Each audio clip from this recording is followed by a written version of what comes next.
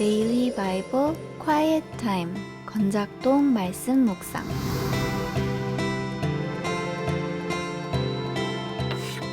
역대하 28장 16절에서 27절.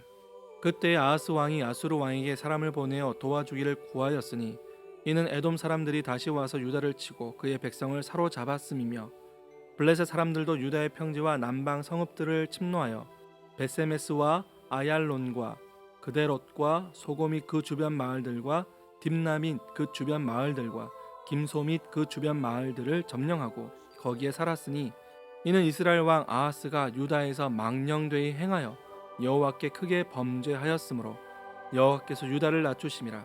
아수르 왕 디글랏 빌레셀이 그에게 이르렀으나 돕지 아니하고 도리어 그를 공격하였더라. 아하스가 여호와의 전과 왕궁과 방백들의 집에서 재물을 가져다가 아수르 왕에게 주었으나 그에게 유익이 없었더라.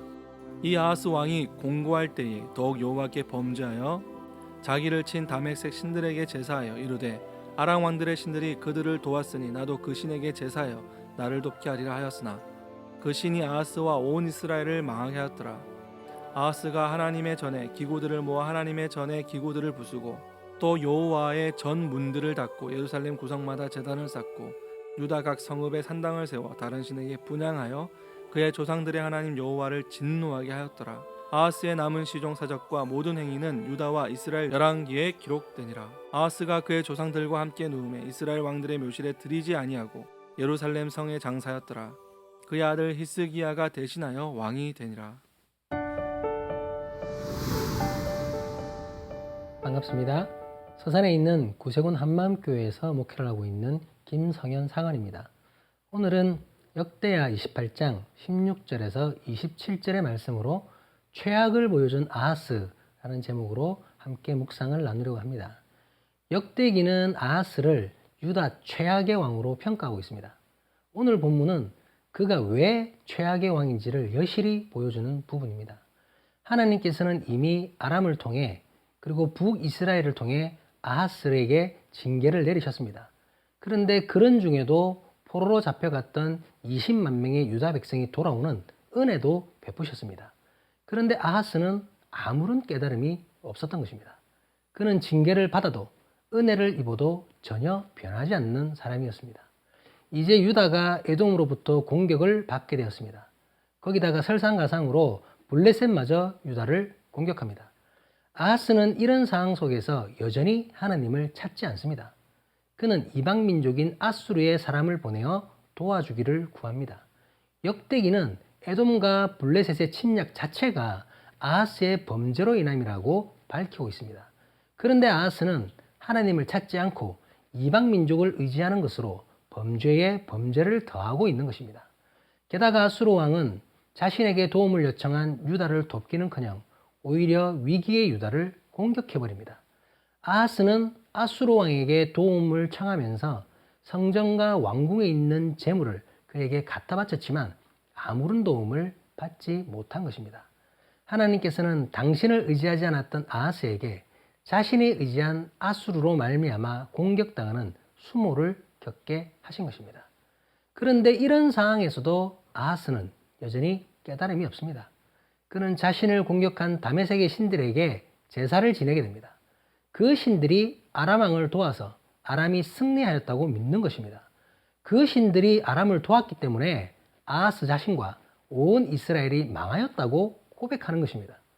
그러면서 하나님의 전에 있던 기구들을 부셔버리고 성전의 문을 닫아버립니다. 더 이상 하나님께 제사를 올리지 않고 예루살렘 곳곳에 우상의 제단을 세워 다른 신을 향해 분향하게 한 것입니다. 하나님의 진노는 극에 다다를 수밖에 없었습니다.